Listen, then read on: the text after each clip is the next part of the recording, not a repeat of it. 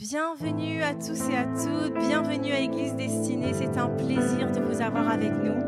Alors je vous invite tout simplement là où vous êtes à vous joindre à nous, nous allons prendre 2 chants et nous allons tout simplement adorer Jésus.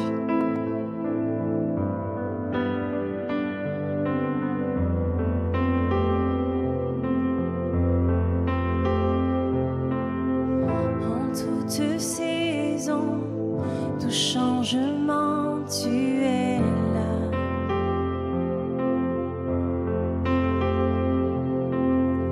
Dans la tristesse, tu es ma force, tu es là.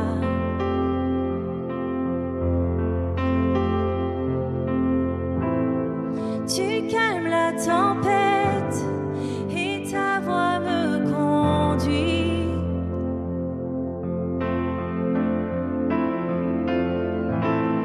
Fragile, je m'élève, je me souviens que tu me tiens. Je m'accroche à l'espoir, je m'accroche à la grâce, je m'abandonne à toi, je me soumets à tes voies. Toi, l'encre de mon âme, Père, tu ne changeras jamais. Je t'aime, je t'aime.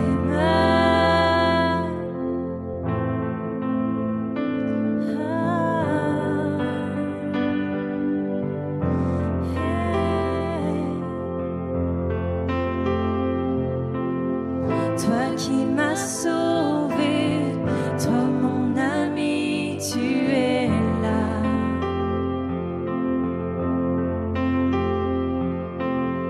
Tu m'as recueilli, Père si fidèle, tu es là.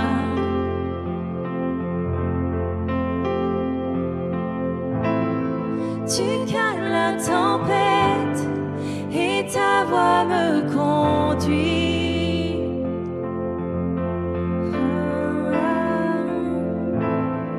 Fragile, je m'élève, je me souviens que tu me tiens. Je m'accroche à l'espoir, je m'accroche à la grâce, je m'abandonne à toi, je me soumets à tes voies.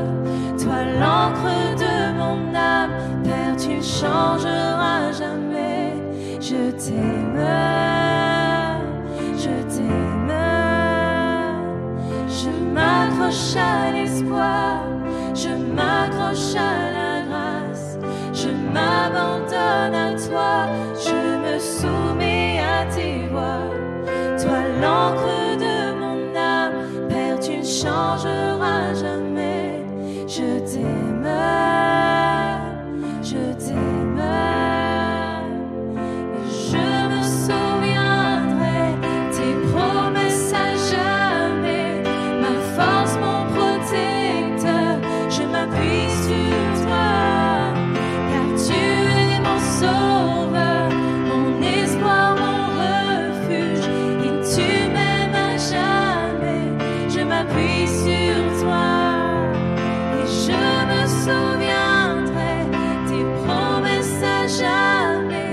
Ma force, mon protecteur, je m'appuie sur toi. Car tu es mon sauveur, mon espoir, mon refuge. Et tu m'aimes à jamais. Je m'appuie sur toi.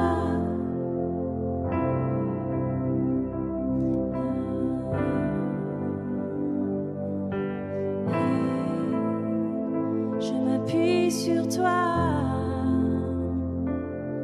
Je m'accroche à l'espoir, je m'accroche à la grâce, je m'abandonne à toi, je me soumets à tes voies. Toi, l'encre de mon âme, Père, tu ne changeras jamais. Je t'aime, je t'aime.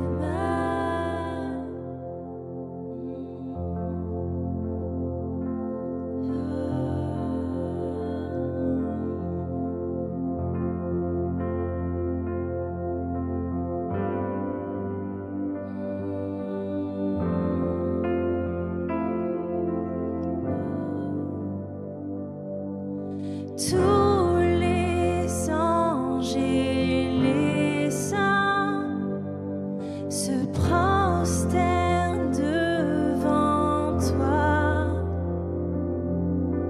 Tous les rois déposent leur couronne devant l'agneau de Dieu et chantent. Tu es digne de louange.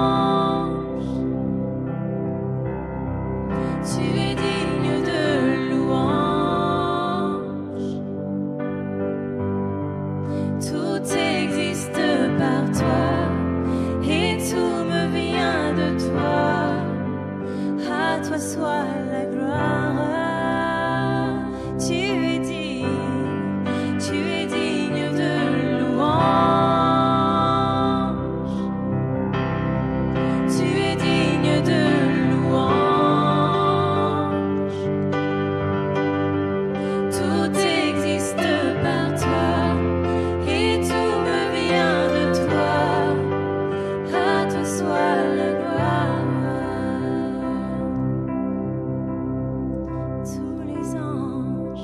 Tous les anges et les saints se prosternent devant toi. Tous les rois déposent leur couronne devant l'agneau de Dieu et chantent. Tu es digne de louange. Tu es digne de louange. Tout existe par toi et tout me vient de toi. À toi soit la gloire. Tu es digne de louange. Tu es digne de louange. Tout existe par toi et tout me vient de toi. À toi soit la gloire.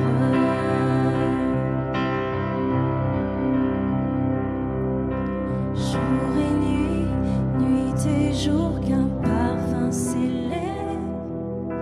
Jour et nuit, nuit et jour, qu'un parfum s'élève. Jour et nuit, nuit et jour, qu'un parfum s'élève. Jour et nuit, nuit et jour, qu'un parfum s'élève. Jour et nuit, nuit et jour, qu'un parfum s'élève.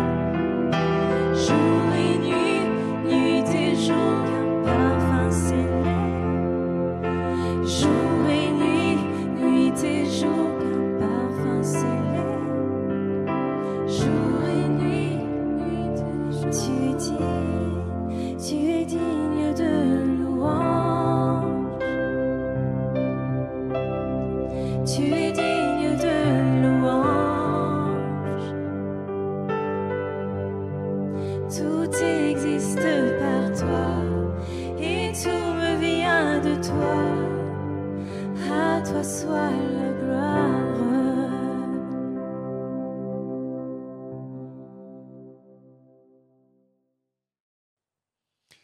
Bienvenue, merci de prendre ce temps pour que vous puissiez être fortifiés par sa parole. C'est toujours une joie et un privilège, en tout cas pour nous, pour moi-même, avec l'équipe, parce qu'il y a une équipe aussi que je veux remercier qui m'aide à pouvoir diffuser la parole de Dieu pour vous encourager.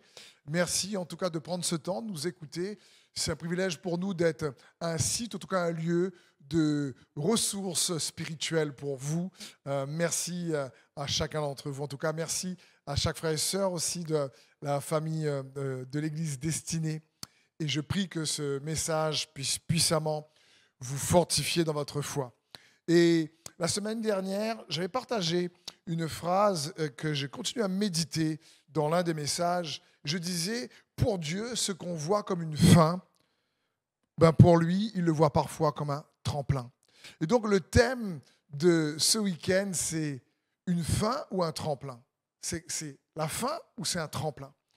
Donc, je crois que encore une fois, comme on peut traverser cette situation dans nos vies et on voit ces situations comme une fin, la crucifixion a l'air d'être une fin, mais en réalité, elle a un tremplin pour la vie éternelle, pour la résurrection. Et c'est ce que Dieu veut que nous puissions réaliser. Peut-être que certains d'entre vous, vous dites, mais attends, j'ai l'impression que là, on est dans une fin de saison, d'une fin de situation, et qu'il n'y a plus d'espoir, et que Dieu est capable de retourner cette situation en tremplin. Il y a une histoire, et j'aimerais commencer ce message avec cette histoire dans les Écritures, avec le roi David et Méphibosheth, que j'aimerais vous partager. David était lié d'amitié avec Jonathan, en fonction des versions, qui est le fils du roi Saül, le roi qui poursuivait David pendant des années. Et David, lui, il était réellement lié à Jonathan. Et ils avaient ensemble, s'étaient promis l'un et l'autre de prendre soin d'eux, de leur famille. Mais Jonathan et son papa Saül a été tué sur le champ de bataille par l'armée des Philistins.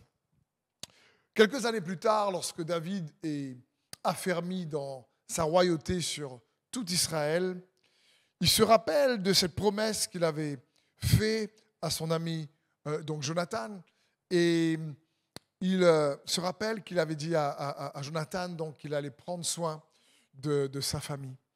Et il demande, on voit donc cette histoire dans 2 Samuel, il demande donc à ses ministres, est-ce qu'il reste quelqu'un, un fils de la famille de Jonathan, que je pourrais prendre à recevoir à ma table pour lui faire du bien? Et là, donc un de ses ministres lui dit, écoute, oui, il y a un fils, on s'est renseigné, il y a bien un fils qui reste à Jonathan, il s'appelle Méphibosheth. Et l'histoire de Méphibosheth, c'est que quand son papa, donc Jonathan, et son grand-père, donc le roi Saül, sont morts sur le champ de bataille, sa nourrice prit peur. Et elle s'enfuit avec lui à l'âge de 5 ans. Et dans sa fuite, le Méphibosheth est tombé.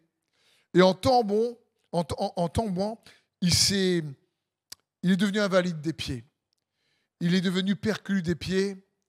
Et il y a eu donc réellement une invalidité au niveau de ses pieds. On ne sait pas exactement c'est quoi, ce n'est pas bien décrit, mais on sait qu'il n'avait pas donc les pieds qui fonctionnaient de manière normale. Et donc, surtout, il est parti se réfugier loin du roi David, qui était considéré comme étant l'ennemi du roi Saül. Parce qu'il y a eu, nous dit la parole de Dieu, même après la mort du roi Saül, pendant quelques années, il y a eu des guerres entre la maison du roi Saül et la maison du roi David, avant que David s'installe pleinement dans sa royauté. Mais là, quelques années après, David est installé dans sa royauté et il se souvient de cette promesse et il dit, mais j'aimerais faire du bien à Jonathan, à sa descendance. Et il demande donc à ses soldats d'aller chercher Méphibosheth et de l'inviter à venir manger à sa table, à table royale, tous les jours. Comprenons bien l'histoire. Méphibosheth, qui était destiné à être prince, a vécu une vie où il a été abandonné parce qu'on l'a laissé tomber. Et il est tombé, il a perdu la mobilité de ses jambes comme il se doit. Et il a vécu dans un lieu qu'on appelle Lodebar. Pendant des années, ce nom signifie sans pâturage, un lieu désertique, sans vie. Et lui qui était destiné à vivre une vie royale, la nourrice l'a laissé tomber.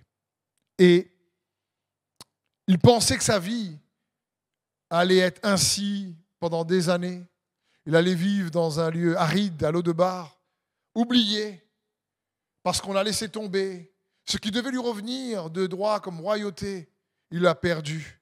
Il était résigné, sans espoir. Et il pensait que ça allait être une fin, qu'il allait vivre finalement tout le temps comme ça. Et je me dis peut-être qu'il y a certaines personnes qui me regardent en ce moment. Peut-être que des personnes t'ont laissé tomber. Peut-être que toi, tu n'as pas d'invalidité physique, merci Seigneur, au niveau des pieds. Mais dans ton âme, il y a quelque chose qui a été brisé. Parce que on t'a laissé tomber il y a peut-être quelques années, je ne sais pas quand. Et du coup, cela a créé un handicap, si je puis dire, peut-être dans ton identité, dans ton caractère, qui perdure depuis des années. Et il y a comme un manque, une sécheresse intérieure. Et tu penses que ça se finira comme ça et que ça ne changera pas. J'aimerais te dire que Jésus, le fils de David, nous dit la parole de Dieu. Et comme David, le roi, s'est souvenu de son amitié avec Jonathan, Jésus aussi se souvient de nous. Toujours. Il a dit qu'il ne nous abandonnera pas, qu'il ne t'oubliera pas. Et comme David est parti chercher Mephibosheth, Jésus a quitté son ciel de gloire pour venir te chercher, pour venir me chercher, pour nous sortir de la boue des ténèbres que sont les péchés et nous faire grâce. Et il nous invite à sa table. Il nous invite à la table de sa paix, à la table de l'espoir, à la table de la joie, à la table de sa sagesse, à la table de sa puissance, à la table de son repos. C'est ce qui nous invite et il t'invite et il veut te dire « Hé, quitte l'O-Debar, je suis là pour toi. » Ce qu'on pensait être comme une fin en Christ peut devenir un tremplin, comme pour Mephibosheth. Il pensait que sa vie allait se terminer comme ça. Il pensait avoir loupé, raté sa vie. Cette nourrice l'avait laissé tomber. Il avait malheureusement un handicap physique depuis des années. Mais non, David l'a invité à sa table. Et il a retrouvé même plus tous ses terrains qui appartenaient à son papa. Lorsqu'on lit l'histoire dans 2 Samuel 9, je t'encourage à le lire si tu veux aller dans les détails de cette histoire. Mais je voulais juste partager cette histoire en guise d'introduction. Parce que lorsque je pensais au tremplin, comment Dieu est capable de transformer une fin en tremplin, je pensais à Mephibosheth et à chacun d'entre nous, comment Jésus, par sa grâce, par sa faveur, est capable de venir nous sortir d'une situation qu'on croit qui ne changera pas, qui semble pour nous être impossible ou compliquée, ou qui est sans espoir. Mais lui, il intervient par sa grâce et il nous donne sa faveur comme le roi David parce qu'il ne nous laisse pas tomber et il ne t'a pas oublié. C'est l'histoire de Mephibosheth est comme une comparaison, une analogie comme on dit, une préfiguration que Jésus est venu et il t'invite à sa table. Et il désire que sa grâce puisse transformer ce qu'on pense être une fin comme un tremplin. Dans Romains 5, verset 15, la Bible dit « Mais il y a une différence entre la faute d'Adam et le don gratuit de Dieu. En effet, si la faute d'un seul a eu pour conséquence la mort de beaucoup, à bien plus forte raison, la grâce de Dieu accordée gratuitement par un seul homme, Jésus-Christ, a surabondé pour beaucoup. » Donc peut-être que le péché et ses effets a abondé dans ta vie. Mais j'aimerais te dire que, à plus forte raison, la grâce de Dieu, le mot grâce, c'est le mot charis qui signifie faveur. La faveur de Dieu accordée gratuitement par un seul homme, Jésus-Christ, a surabondé pour beaucoup. Et j'aimerais t'encourager à t'approprier personnellement cette vérité. Parce que c'est écrit pour toi, c'est écrit pour moi. À bien plus forte raison, la grâce de Dieu accordée gratuitement pour toi, pour Steve, pour Gérard, pour Thierry, pour Yanis, pour Shkina, pour Sandrine. Je veux dire, mets ton nom, approprie-toi cette vérité. Et cette grâce, cette faveur a surabondé. Parce que par la faveur que le roi David a accordée à Mephibosheth, ces circonstances difficiles, douloureuses, désertiques, en train d'avoir une vie misérable à l'O-Debar, s'est transformé par la grâce du roi David en une vie où il mange à la table royale. C'est juste incroyable, une faveur imméritée. Et le mot grâce, charis en parole de Dieu, c'est une faveur imméritée. Et Jésus dit qu'il l'a donné avec surabondance pour beaucoup. Et j'aimerais que tu puisses réaliser cela pour toi. Donc ma question en grand 1, c'est comment avoir plus accès à cette faveur, à cette grâce imméritée. Jésus lui-même, la Bible dit, lui, Dieu fait homme, 100% Dieu, 100% homme. La Bible dit dans Luc 2, 52 que l'enfant Jésus grandissait en sagesse, en stature et en faveur devant Dieu, devant les hommes. Donc, il y a une possibilité de grandir dans la faveur de Dieu. La faveur ne se mérite pas, elle se reçoit. Elle s'hérite comme un héritage. Elle se reçoit, mais on peut grandir dans cette grâce qui nous est donnée. Et c'est le cœur de Dieu pour chacun d'entre nous. Ça me fait penser comme parfois, avant de prendre ton téléphone, il y a un code d'accès à avoir. Si tu ne mets pas le code d'accès, tu ne peux pas utiliser ton téléphone ou l'ordinateur.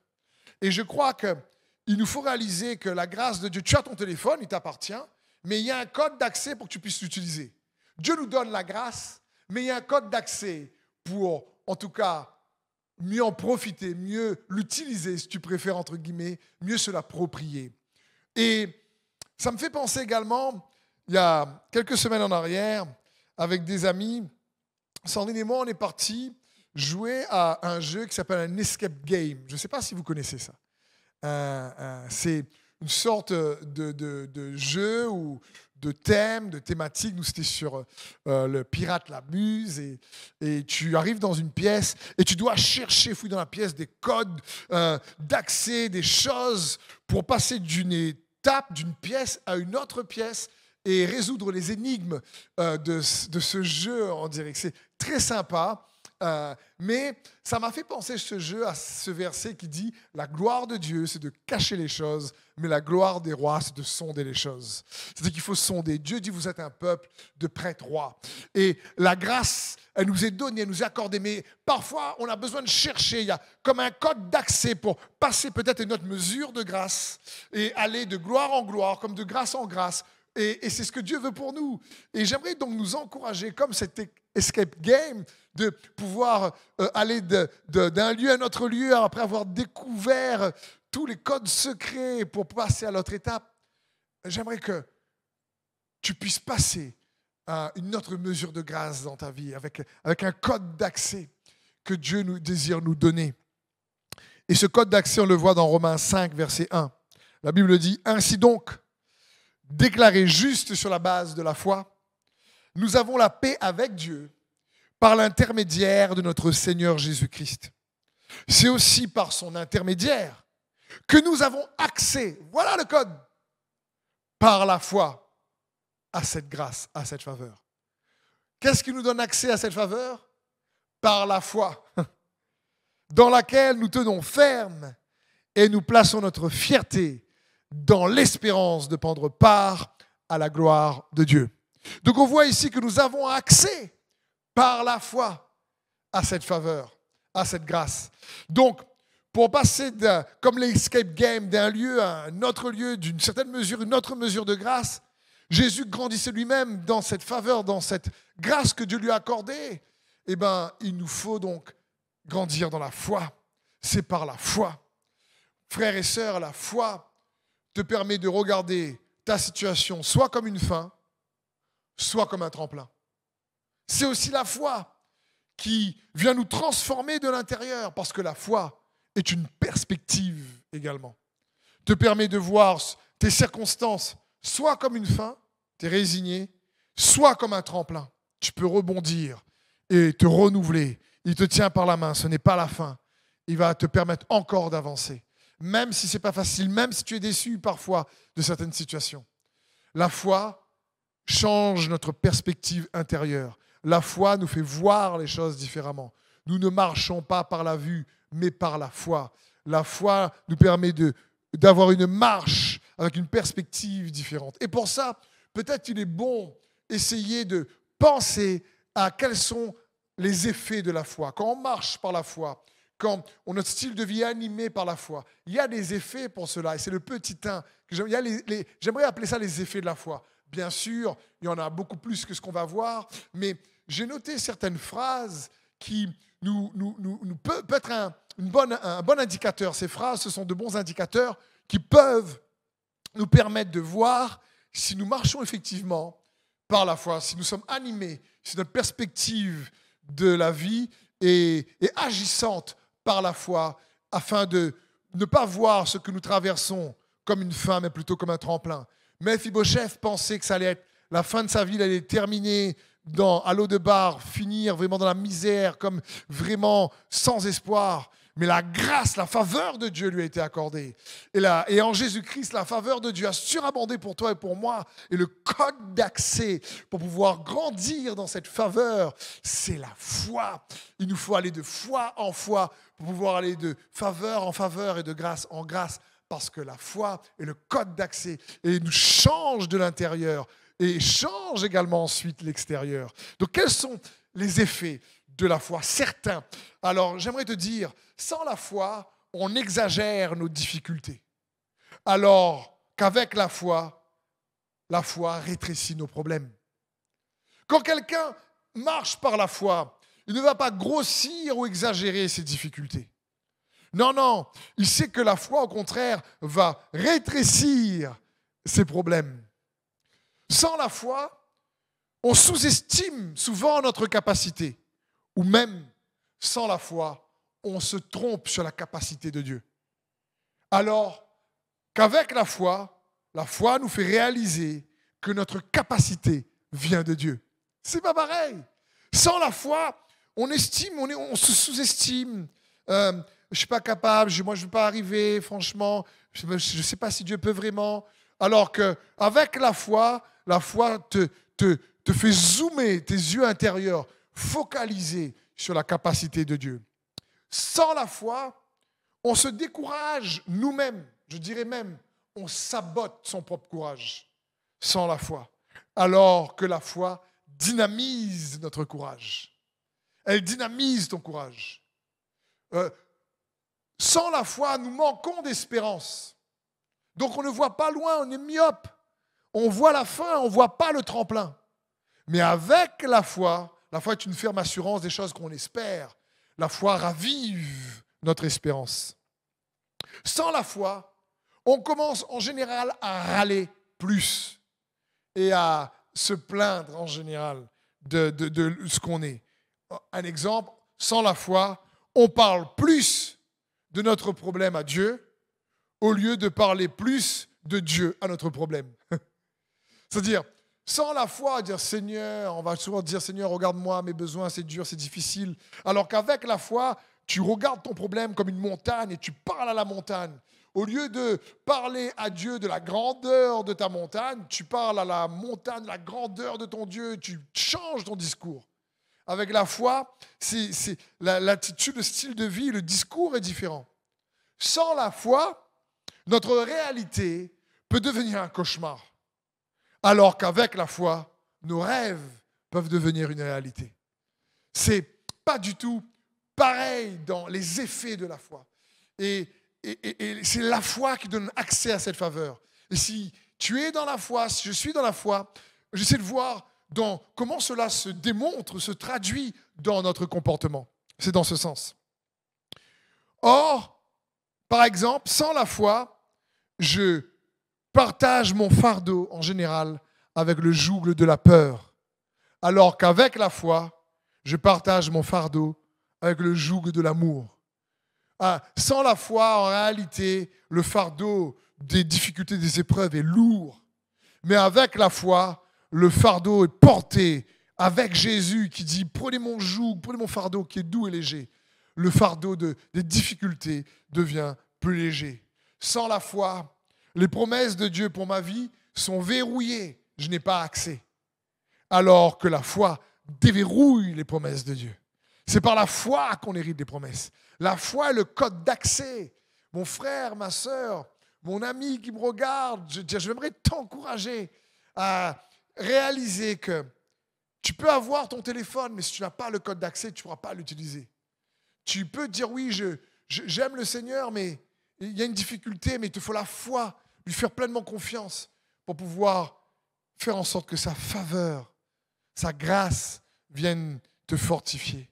1 Jean 5,4 nous dit « Car tout ce qui est né de Dieu triomphe du monde, et la victoire qui triomphe du monde, c'est notre foi. » Donc, j'ai une autre question que j'aimerais vous partager en grand 2 de ce message, c'est comment faire donc pour épurer notre foi. Comment faire? Parce que la foi vient de ce qu'on entend vient de la parole de Christ. Amen, nous dit les Écritures. La foi est une ferme assurance des choses qu'on espère, une démonstration des choses qu'on ne voit pas. Amen. La foi, c'est croire que Dieu existe et qu'il récompense ceux qui le cherchent. Amen. Ok. Mais comment essayer de nous aider? On a vu déjà les effets de la foi, mais comment faire pour, quelque part, épurer notre foi, c'est-à-dire venir plutôt désencombrer notre foi pour qu'elle soit plus forte, puissante, pour qu'on puisse mieux voir ses effets dans nos vies et dans les circonstances. Le premier point que j'aimerais voir avec vous, le petit 1, c'est attention aux conflits, aux convictions intérieures en conflit. Très important.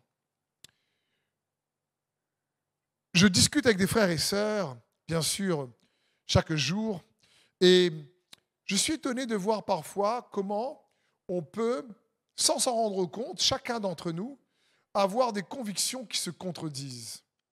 Dernièrement, je discutais avec un frère et il me parlait des bénédictions qu'il avait reçues donc, de sa famille, mais en même temps qu'il pensait que ces bénédictions étaient compliquées, lui apportaient beaucoup de problèmes parce qu'il y avait une culpabilité de la condamnation qui venait par rapport à recevoir cette bénédiction. Et là, je me dis, d'un côté, il croyait que cette bénédiction venait de Dieu, et de l'autre côté, cette bénédiction attirait une condamnation de l'ennemi sur la bénédiction que Dieu lui a donnée. Et là, je me dis, tiens, il y a comme des convictions en conflit.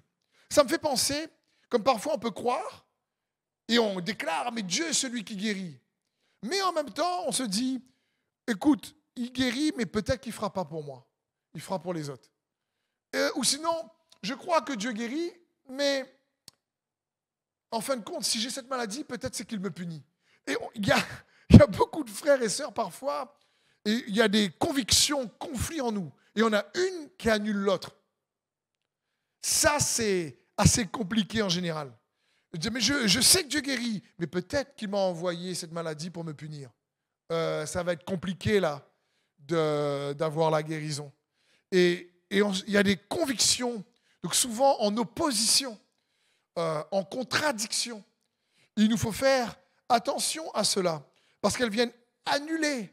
Oui, je crois que Dieu est avec moi, mais en même temps, on se sent coupable et on sent bien sûr tellement qu'on ne mérite pas, qu'on croit qu'il nous donne sa grâce, mais on croit tellement qu'on ne mérite pas, qu'on croit qu'en fin de compte, que sa grâce aussi ne va pas avoir trop d'effet parce qu'on ne mérite pas assez. Et du coup, il y a une conviction qui vient annuler l'autre. Et ce n'est pas ce que Dieu veut pour nous. Dans Marc 7, 13, Jésus va dire « Vous annulez ainsi la parole de Dieu par la tradition que vous avez établie et vous faites beaucoup d'autres choses semblables. » Il y a plein d'exemples parce que ça nous concerne tous, ce genre de conviction en conflit.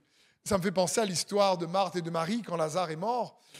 Jésus arrive et Marthe lui dit « Je sais que tu es la résurrection et la vie. » Et Jésus dit « Eh bien, je vais ressusciter Lazare. » Elle dit « Oui, je crois que tu le ressusciteras au dernier jour. » Donc, elle dit à un moment donné « Tu es la résurrection et la vie, c'est le présent. » Et puis après, elle fait « Ouais, mais c'est pas maintenant encore. » « Oui, Seigneur, tu me bénis et je veux ta paix. » Mais c'est peut-être pas la saison parce que là, je suis dans une saison de tempête et comme j'ai fait ça, peut-être qu'il ne m'a pas vraiment encore pardonné. Je crois que Dieu m'aime, mais le pardon... Et on est parfois dans des convictions qui sont en contradiction. Et on n'a pas donc accès, le code d'accès. C'est par exemple un code à 4 chiffres, tu as trouvé 2. Et il y en a 2 autres que tu n'as pas encore trouvé parce que sur le cadenas, pour trouver le code d'accès de la foi, pour avoir cette faveur qui se libère en plus, dans une plus grande mesure dans ta vie, tu as 2 autres chiffres que tu n'as pas encore bien trouvés parce qu'il y a ces convictions en contradiction. Et pouvant dire, Seigneur, je veux te plaire à toi seul, moi je plais à Dieu seul. Et puis on cherche à être validé par tous les gens qui nous entourent, à avoir l'approbation de tout le monde. C'est important de faire accepter. Mais parfois on ne se rend pas compte que, oui, il y a des contradictions en nous. On veut plaire à Dieu, mais on veut plaire aussi à tout le monde. Eh bien, franchement, je n'ai jamais vu ça marcher. Parfois, quand tu veux plaire à Dieu, tu vas plaire à certains, mais tu ne peux pas plaire à tout le monde. Jésus lui-même, qui était parfait, n'a pas pu plaire à tout le monde. Et pourtant, il a bien fait. Et donc, on a des convictions qui sont souvent en contradiction. Ou peut-être, j'essaie de prendre plusieurs exemples, et j'espère que certains vous parlent. Je pense à mes amis peut-être célibataires, et je sais que parfois la solitude est compliquée. Et peut-être tu peux te dire, je veux, Seigneur, et je prie pour avoir un bon mari. Mais en même temps, au fond de toi, tu crois que tous les hommes sont mauvais. Donc, ça peut être compliqué parce que peut-être aussi que tu as une relation difficile et je ne suis pas là du tout pour te jeter la pierre ou que tu te sentes coupable. Non, non. J'essaie juste de vous dire que pour que la fin soit un tremplin, il nous faut avoir accès à la faveur de Dieu comme David a donné sa faveur à Méphibosheth. Et le fils de David, Jésus-Christ, veut nous donner sa faveur et nous l'a donnée en surabondance. Elle est déjà là. Mais ce qui nous donne accès à cette faveur, c'est la foi. Sauf que pour que notre foi soit épurée, je voulais juste vous partager que parfois, tous, moi aussi, frères et sœurs, on peut être inconsciemment souvent, on peut annuler le code d'accès qui nous donne accès à cette grâce, cette faveur, parce qu'on a des convictions en contradiction et on ne se rend même pas compte. Comme Marthe, comme je vous dis, tu es la résurrection et la vie, je vais le ressusciter, d'accord, au dernier jour. Non, Jésus dit maintenant. Je vais te bénir, oui Seigneur, un jour. Et on ne se rend pas compte souvent. Et c'est juste incroyable. Écoutez bien ceci. C'est incroyable, mais je me suis rendu compte qu'il est possible de croire et en même temps de douter. Ça paraît pas logique. Non, non, soit tu crois, soit tu doutes. Non, parfois, on peut croire, mais on peut douter. Il y a plein d'exemples, même dans le Nouveau Testament. Il y a l'apôtre Pierre qui est en prison. L'Église prie pour qu'il sorte de prison. L'ange arrive, le fait sortir de prison. Pierre vient, il cogne à la porte. Et on écoute, on dit c'est qui? C'est Pierre. Et on ne l'ouvre pas parce qu'on est étonné que c'est lui. Alors ils sont en train de prier en croyant que Dieu va le délivrer. Quand il arrive, ils ne sont pas sûrs. Je veux dire, c'est comme quand on prie pour un miracle. Oh, Seigneur, tu peux le faire quand le miracle arrive. On est, oh, ben franchement, je vais prier, mais je croyais pas trop en fin de compte. Donc c'est ce conflit qu'on peut avoir. Il y a même cette histoire dans Marc 9 d'un père qui emmène son fils qui est possédé d'un esprit qui le rend sourd et muet et qui réellement le secoue. Et on voit cette histoire. Ce père emmène son fils pour que les disciples prient pour son fils. Ils n'arrivent pas à délivrer cet enfant. Et le père vient voir Jésus et lui dit, mais l'esprit mauvais le jette un coup dans le feu, un coup dans l'eau. Un coup dans le feu, un coup dans l'eau. C'est un coup chaud, un coup froid, un coup blanc, un coup noir. Et c'est un coup je crois, un coup je crois pas. Un coup c'est oui, un coup c'est non. Un coup Dieu, Seigneur, un coup Seigneur, j'ai peur. C'est assez un petit peu délicat. Et je comprends, on passe tous par là. L'idée est que personne ne se sente coupable, mais peut-être de pointer du doigt ou de mettre en lumière des choses qu'on n'avait pas forcément vues en nous, qu'on manifeste dans notre comportement et qui peut nous empêcher, être un obstacle à la faveur que Dieu veut nous donner.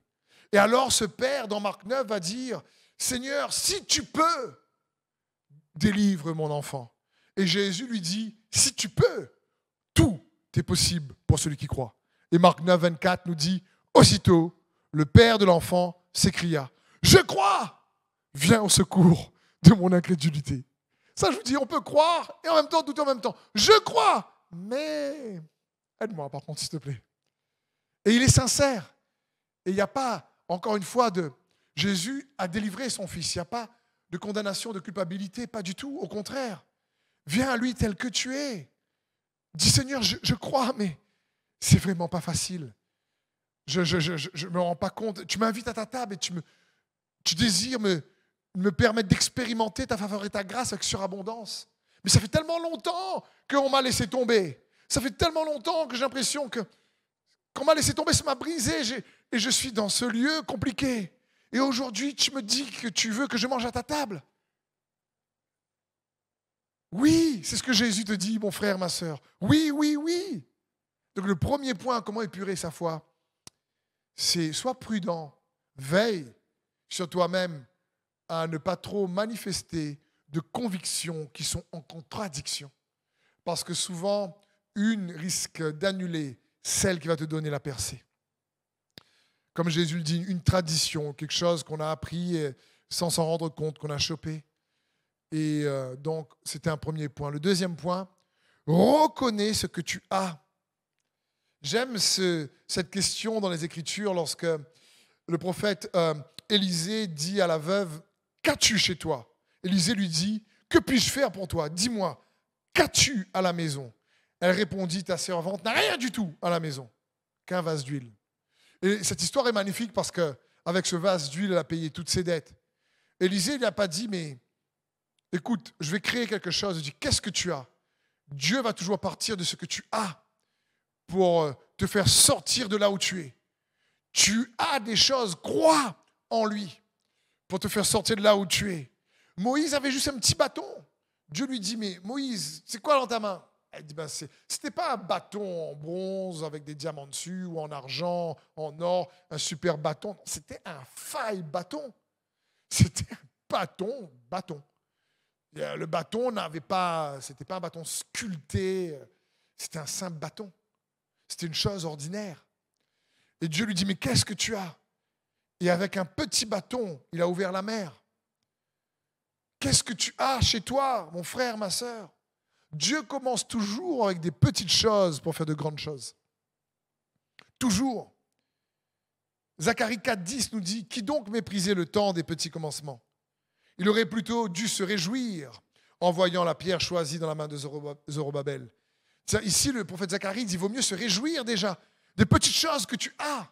Donc, il est peut-être bon de prier en disant, Seigneur, parfois, je regarde tellement ce que je n'ai pas, ou ce que les autres ont, ce que j'aimerais avoir, que moi, je n'ai pas, que je peut-être manque de discernement sur ce que j'ai déjà, que tu peux utiliser pour me donner, avec foi, accès à une plus grande mesure de grâce et me faire sortir de là où je suis. Seigneur, je prie, montre-moi les opportunités que je vois. Ouvre mes yeux que je vois. J'ai entendu parler de cette histoire assez intéressante pour illustrer cette chose, ce passage, reconnaître ce qu'on a, ce principe. C'était un couple de chrétiens, une famille chrétienne qui n'avait pas beaucoup de moyens, ils étaient pauvres, mais ils avaient de grands rêves pour Dieu. Ils voulaient construire des orphelinats, des écoles bibliques, amener la parole de Dieu en Inde et prendre soin des gens qui sont dans le besoin, des pauvres, sauf qui n'avaient pas beaucoup de sous. Donc, ils ne savaient pas quoi faire. Et ils avaient donc sur leur terrain, un de leurs terrains avait beaucoup de batteries, une décharge, c'est une décharge de batterie de voiture. Et franchement, ils ne savaient pas comment pouvoir avoir des sous pour produire des écoles, etc., mettre des missions humanitaires en place. Et ils priaient Dieu en disant, Seigneur, on veut te servir, on ne sait pas ce qu'on a, mais montre-nous ce qu'on a. Et cet homme a fait un rêve un soir et il a vu la pile de batterie qu'il avait sur son terrain. Vraiment une grosse pile de batterie. Il y avait vraiment des milliers de batteries comme une déchetterie. Et le terrain était loué pour avoir un petit peu de sous parce que c'était un terrain vaste où au moins on pouvait mettre les batteries là et ce n'était pas nuisible. Et dans ce rêve, il se voit, lui, avec son fils, en train de chercher, mettre toutes les batteries sans dessus-dessous pour trouver une batterie spécifique. Il se réveille avec ça. Et le lendemain, il dit à son fils, il faut qu'on trouve cette batterie. Et avec son fils, il cherche la montagne de batteries, ils enlèvent batterie après batterie, et ils sont persévérants. Ils ont pris 3 jours. Et au bout de 3 jours, ils ont trouvé la batterie qu'ils cherchaient. Ils emmènent donc cette batterie chez un spécialiste qui lui dit, écoute monsieur, c'est une batterie, ce genre de batterie, c'est des batteries de la Seconde Guerre mondiale, mais ça ne vaut pas grand-chose, quoi, ça ne sert à rien. Et il n'est pas tranquille avec ce que l'expert lui dit. Et il dit à l'expert, écoutez, j'aimerais bien que vous démontez cette batterie pour qu'on puisse voir ce qu'il y a à l'intérieur. Parce qu'il était sûr que ce que Dieu lui avait dit, ce qu'il avait, il l'avait chez lui, dans sa maison. Et l'expert, on veut bien. Et à la grande surprise de l'expert, ces batteries anciennes n'avaient pas du plomb à l'intérieur, mais de l'argent. Et en se rendant compte de cela, c'est que sur son terrain, la plus grande majorité des batteries étaient des batteries anciennes et elles avaient toutes de l'argent à l'intérieur. Sur son terrain, avec ces batteries qui étaient de la déchetterie, eh bien, il a pu se faire des millions d'euros pour pouvoir mettre en place l'œuvre que Dieu lui avait demandé. C'était chez lui. C'est une histoire vraie. Je me dis, ok, pas tout le monde peut me dire, ouais, mais moi, j'ai pas de batterie chez moi, j'ai même pas de terrain assez grand pour accueillir cette batterie. Encore une fois, regarde pas ce que l'autre a. Qu'as-tu chez toi? Qu'as-tu chez toi? Parce que Dieu utilise des choses ordinaires pour faire des choses extraordinaires. Et j'aimerais te proposer une réponse à cette question. Si tu me dis, je ne sais pas ce que j'ai dans la maison, comme la servante qui dit, mais je n'ai qu'un petit vase. J'aimerais te dire, si tu es un enfant de Dieu, tu sais qu'est-ce que tu as chez toi? Christ. Parce que tu es sa maison. Tu as Christ Jésus en toi. La Bible dit dans 2 Corinthiens 13, 5, examinez-vous vous-même pour savoir si vous êtes dans la foi. Éprouvez-vous vous-même. Ne reconnaissez-vous pas que Jésus-Christ est en vous, à moins peut-être que vous ne soyez réprouvés. Christ vit dans ta maison, la maison de ton cœur. Si tu as Christ, eh bien toi et lui, vous pouvez faire la différence. Il est capable de te conduire et de te tenir par la main. Parce que ce qui se transforme l'ordinaire en extraordinaire, c'est lui. Le naturel en surnaturel, c'est lui. C'est Christ. Le mot Christ, c'est le oint et son onction. C'est ça. Le secret que tu as dans ta maison, c'est Christ Jésus. Crois qu'il est avec toi. Crois qu'il est capable de changer ta situation. C'est lui qui peut faire la différence. L'onction de son esprit avec toi. L'onction, c'est une personne. Et elle change la donne dans la vie des enfants de Dieu. Avec l'onction, déjà dans l'Ancien Testament, David a transformé une petite pierre en une balle de fusil pour tuer Goliath. Dire Samson, il a avec une mâchoire d'âne, il a tué des centaines de soldats. Et il faut comprendre, je ne pense pas que Samson était, comme on le voit dans les films ou dans les dessins animés, un gars hyper balèze, costaud. C'est ce qu'on voit aujourd'hui. Je pense que Samson, physiquement, devait être normal. Parce que les Philistins cherchaient le secret de sa force. Ils cherchaient le secret. Ils ne comprenaient pas d'où lui venait cette force. Donc peut-être qu'il n'avait pas les muscles qu'on peut voir dans les films d'aujourd'hui. C'est comme quand tu vas dans un restaurant et qu'on te dit il y a une sauce secrète dans ce plat ou dans son hamburger ou pour ce steak, il y a une sauce secrète. Pourquoi la sauce est secrète? Parce que quand tu goûtes, tu n'arrives pas forcément à distinguer tous les ingrédients de la sauce. Et comment ils l'ont mixé pour faire le secret de la sauce, par exemple. Et il cherchait le secret de Samson.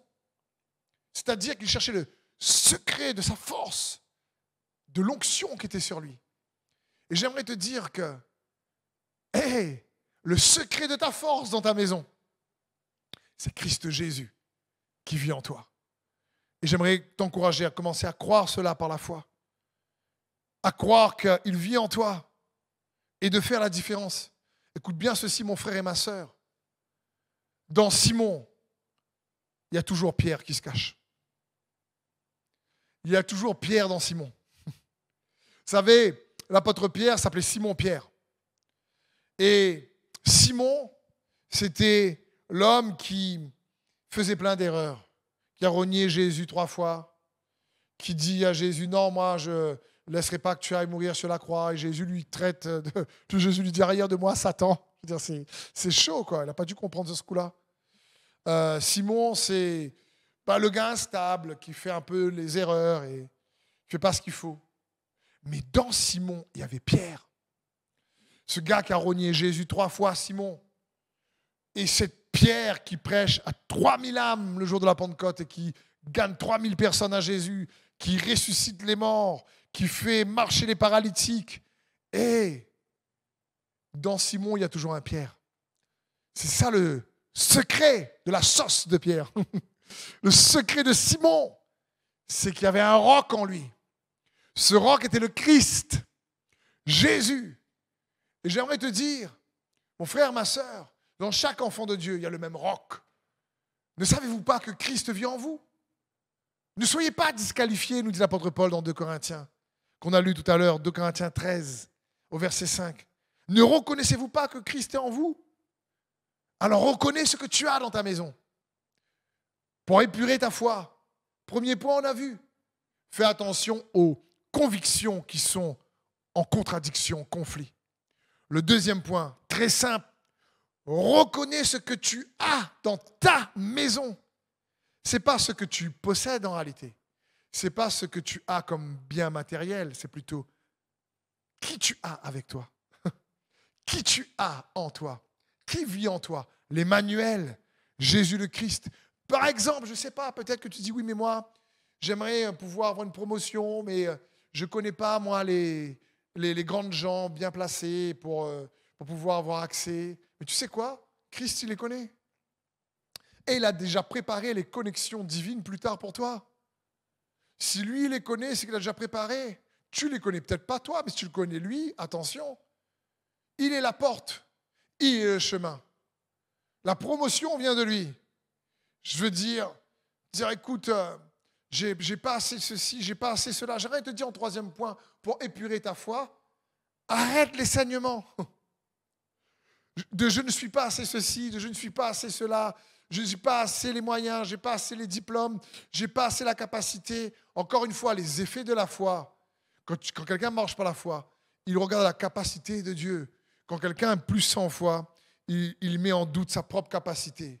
Il regarde plutôt à ses propres limitations. Alors que la foi nous fait regarder au Dieu illimité qui vit en nous. Il est l'Emmanuel, c'est-à-dire il est le grand je suis. Il est celui que tu veux qu'il soit pour toi. Tu as besoin qu'il soit ton assurance dans un entretien, il peut être ton assurance. Tu as besoin qu'il soit tapé dans une tempête difficile de ta vie, il est tapé. Tu as besoin qu'il soit celui qui te guérit parce que tu es malade, il est celui qui guérit. Tu as besoin de provision parce que tu es dans le besoin peut-être financier ou autre, il est celui qui pourvoit. Tu as besoin que ton cœur soit restauré, il est celui qui restaure, il est celui qui console. Je veux dire, tu as besoin peut-être de pouvoir avoir un travail, franchement, il est plus fort que Pôle emploi. Je veux dire, que tu gardes la foi. Merci Seigneur en France pour Pôle emploi, pour ceux qui sont en France, qui aident. Et merci Seigneur pour les aides en France de l'État. Je ne sais pas dans quelle nation tu es. Merci Seigneur pour ce qu'on peut obtenir en France. Mais il est la source de toutes tes ressources. Donc, quand je veux dire arrête les saignements, écoute bien ceci. Je veux te dire ça. Parfois, on peut tellement se focaliser sur ce qui nous a blessés qu'on est incapable de se focaliser sur ce qui peut nous guérir. Je connais parfois des gens qui sont tellement focalisés sur ce qu'ils ont vécu, sur ce qu'on les a fait, sur voilà aujourd'hui, s'ils ne sont pas bien, pourquoi. Ils sont tellement focalisés sur ce qui s'est passé, ce qui les a blessés, qu'ils sont incapables de se focaliser sur ce qui peut les guérir aujourd'hui et leur donner la percée, la paix et la joie. Donc je veux t'encourager, arrête les saignements intérieurs, les saignements de ton cœur, les saignements des blessures passées, les saignements liés peut-être à la culpabilité, à la condamnation, les saignements liés au non-pardon. Je veux t'encourager, pardonne. Le Seigneur veut te faire grâce. Arrête les saignements. Comme cette femme qui a une perte de sang pendant 12 ans dans son corps et elle a besoin de toucher Jésus. Peut-être que ce n'est pas ton corps qui saigne. Peut-être que c'est ton âme. Peut-être que c'est ton être intérieur. Et peut-être que ton âme s'aime tellement que comme Méphibosheth, tu crois que rien va changer. Que ça fait des années que ça perdure et donc tu as laissé tomber, qu'est-ce que tu changes? Mais Jésus, le Fils de David, et désire que nous puissions recevoir pleinement cette grâce et cette cette bénédiction surabondante qu'il veut pour nous. Ça ne se fait pas sans difficulté. Ça demande la foi pour avoir accès. Et pour avoir accès à cette force qu'il nous donne, cette bénédiction, ben oui, attention aux convictions qui sont en contradiction. Oui, reconnais ce que tu as déjà. Son onction fait toute la différence. Et l'onction, ce n'est pas juste la puissance, c'est la personne du Saint-Esprit qui représente Christ, qui a mis la semence incorruptible de Christ en toi et qui transforme l'ordinaire en extraordinaire, qui conduit ta vie. Et je vais te dire, il est là pour te consoler. Arrête les saignements passés, intérieurs. Et pour ça, regarde à Jésus. Au lieu de regarder et de tellement se focaliser sur ce qui ne t'aide pas, regarde à lui. Fixe tes regards sur Jésus qui est l'auteur, le consommateur de notre foi. C'est un peu, vous savez, un peu comme l'apôtre Paul. Dans Romains 7, l'apôtre Paul, il est en conflit un peu avec lui-même. Il dit, je veux faire le bien, je ne fais pas le bien, je ne veux pas faire le mal, et je le fais. Il dit, mais je ne comprends pas, il s'en veut. Il s'en veut, c'est un homme de Dieu, il dit, j'arrive pas. Et puis, Romains 7, verset 24, il dit, misérable que je suis. Qui me délivrera du corps de cette mort? Grâce soit rendue à Dieu par Jésus-Christ notre Seigneur. L'apôtre Paul, ici, ne dit pas, je suis misérable, qu'est-ce que je peux faire? Je ne veux pas faire le mal et je le fais. Je fais le bien, je ne fais pas. Qu'est-ce que je peux faire? Quelle méthode adopter? Qu'est-ce que je dois arrêter de pratiquer ou qu'est-ce que je dois pratiquer pour arrêter cela? Il savait que ce n'était pas dans le faire, sa délivrance. C'était dans le qui. Ton accès, c'est dans qui est Jésus pour toi? Qui? Et il dit, mais qui me délivrera? Et il a la réponse. Grâce soit rendue à Dieu par Jésus-Christ, notre Seigneur. Est-ce que je veux t'encourager? On a tous des blessures, des saignements. Et pour guérir une plaie, il faut arrêter d'abord les saignements. Parfois même, on fait une pression sur les saignements pour qu'ils s'arrêtent de saigner. Et Dieu veut te guérir.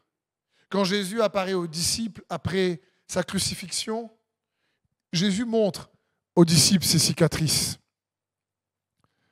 Il montre aux disciples ses cicatrices.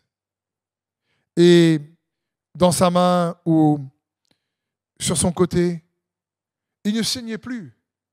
Et Jésus apparaît à ses disciples au milieu d'eux avec Thomas qui se dit, j'ai besoin de voir pour croire. Et Thomas dit, oui, maintenant je crois. Et Jésus dit, écoute, heureux ceux qui croient sans avoir vu.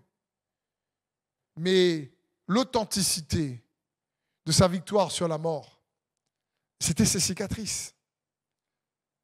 C'était ça. Il arrive non plus avec les vêtements qu'il portait lorsqu'il a commencé à souffrir. Il arrive au milieu d'eux avec des nouveaux vêtements. D'anciennes cicatrices, mais des nouveaux vêtements. D'anciennes cicatrices, mais il n'a plus les vêtements de la souffrance. Il a les vêtements de la victoire. Et je veux t'encourager à réaliser cela. Demeure en Jésus-Christ qui est en toi. Demeure dans sa parole. Il est capable d'arrêter ses saignements. Crie à lui. Il est le consolateur, le Saint-Esprit. C'est l'onction de son esprit qui fait la différence. Pour guérir les cœurs brisés. L'Esprit du Seigneur est sur moi pour publier une année de grâce. Pour guérir les cœurs brisés. Pour donner aux aveugles la vue, voir les opportunités, voir ce que tu as. Pour guérir. Pour délivrer. Son onction est avec toi. Donc reste en Jésus-Christ. Demeure dans son amour pour toi. Tu es aimé de lui. Il ne veut pas que ce que tu crois être une fin soit une fin pour toi. Il veut transformer ta fin en tremplin. Par sa grâce, par sa bonté, par sa puissance, par son amour qu'il a pour toi. Toi, ce que tu as à faire, c'est garde la foi en Jésus. C'est surtout ça. Qui? C'est lui. Il est avec toi, l'Emmanuel. Ça me fait penser, je regardais dernièrement, à La Réunion, on a cet arbre qui s'appelle les flamboyants, je ne sais pas si vous connaissez. C'est des arbres qui, en novembre-décembre, pour ceux qui ne sont pas de l'île de La Réunion, ceux qui sont à La Réunion, vous connaissez, ou dans un climat chaud, vous connaissez. C'est un arbre qui devient rouge verdoyant, totalement rouge, magnifique, en période chaude quand commence l'été. Mais dans une période fraîche, il peut perdre ses feuilles. Et c'est un arbre moche, vraiment tout sec, avec des bâtons, qui ne paye pas de mine. Et tu peux rester là devant, regarder. Tu dis franchement, on dirait qu'il est mort cet arbre. Dans une saison, tu regardes et tu dis franchement, c'est un arbre nul, c'est pas beau. À quoi ça sert? Mais quand la saison arrive, les feuilles poussent, les fleurs rouges, magnifiques, brillent au soleil. L'arbre devient avec un éclat majestueux. Qu'est-ce qu'il a fait pour ça? Rien. En lui, il y avait la vie, la sève est toujours là. Donc peut-être que toi, tu traverses une saison difficile. Tu as l'impression d'être dans une période désertique comme à Lodebar. Mais si tu demeures en Christ par la foi, si tu gardes sa parole, si tu t'accroches à lui, la sève de son esprit à l'intérieur va toujours te donner sa paix et sa vie. Et au bon moment, Dieu fait toutes choses belles en son temps, à nouveau, sans même te rendre compte, les bonnes connexions et les bonnes portes ouvertes, les bonnes portes qui vont se fermer, les mauvaises portes qui vont se fermer plutôt. Et la bonne idée, la bonne parole de sagesse. Les circonstances parfois ne changent pas. Mais j'aimerais te dire que parfois, notre victoire commence dans le noir. Parfois, notre victoire commence le soir. Il y eut un soir, il y eut un matin. Il y eut un soir, il y eut un matin, nous dit la Genèse à chaque fois. Ce fut le premier jour. Il y eut un soir, il y eut un matin. Ce fut le deuxième jour. Il y eut un soir, il y eut un matin. La nouvelle journée commence toujours le soir. Et la victoire, parfois, commence aussi le soir. Tu ne la vois peut-être pas se manifester dans les circonstances, mais garde confiance en Jésus. Rappelle-toi qu'il vit en toi. Ne laisse pas les convictions être dans l'opposition. Crois, reconnais qu'il vit en toi. Arrête les saignements, laisse-le te consoler. Abandonne-toi plus que jamais en lui. Et il va transformer la faim que tu expérimentes en tremplin. C'est ce que Dieu veut faire. Garde ta position dans le repos de la foi en Jésus-Christ. Il mettra ton cœur et tes pensées en Jésus-Christ. Il te gardera dans les paumes de sa main. Fais-lui pleinement confiance. Et je terminerai sur ce verset, Philippiens 4,6, qui nous dit « Ne vous inquiétez de rien, mais en toute chose, faites connaître vos besoins à Dieu par des prières et des supplications, dans une attitude de reconnaissance. Et la paix de Dieu, qui dépasse tout ce que l'on peut comprendre, gardera vos cœurs et vos pensées en Jésus-Christ. » Alors permettez-moi, frères et sœurs, de prier. Pour ceux et celles particulièrement, vos pensées peut-être sont stressées sur beaucoup d'inquiétudes, vont parfois en toupie ou dans tous les sens. À cause de l'incertitude des temps que nous vivons, il y a beaucoup de confusion, parce que l'incertitude crée de la confusion. À cause de ce qu'on voit dans les circonstances, les pensées peut-être vont en tourbillon.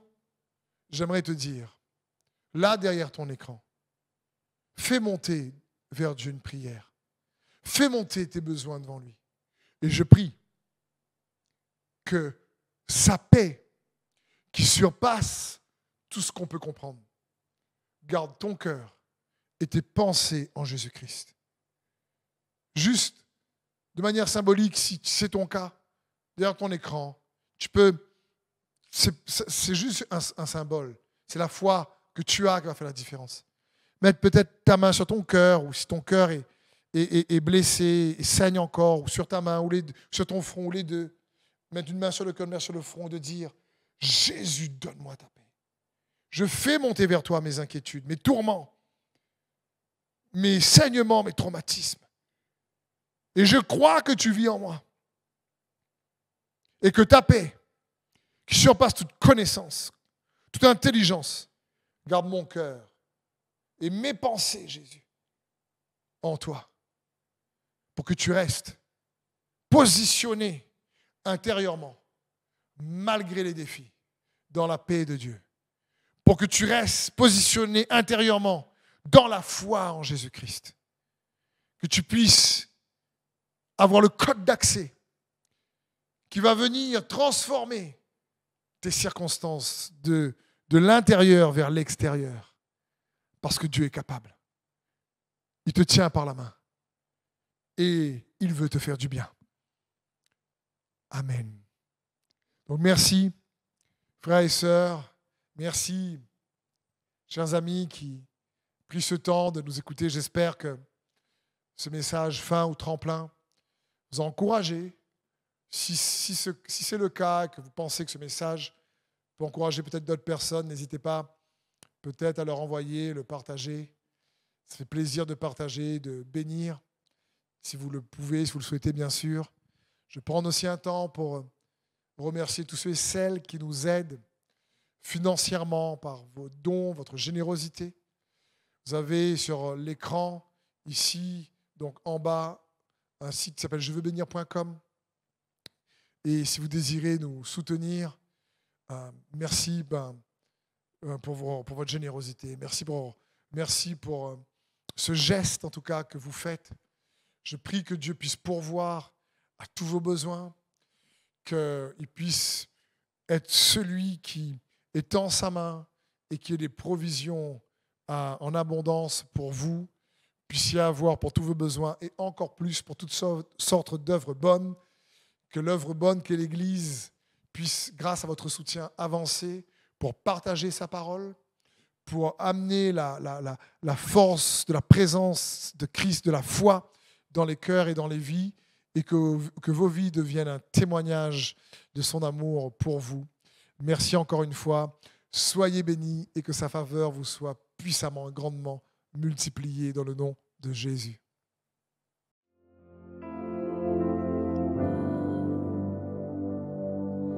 Tous les anges et les saints se prosternent devant toi.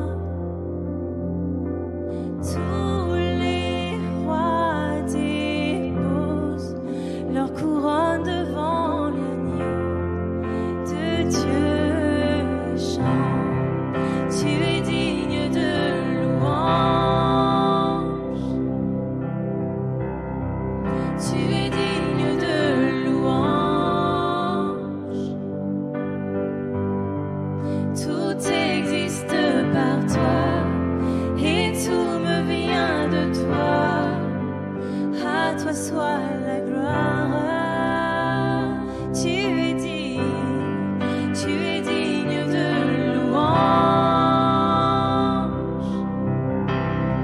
Tu es digne de louange.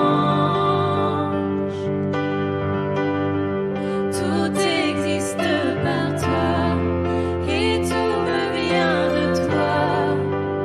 À toi soit la gloire. Tous les anges et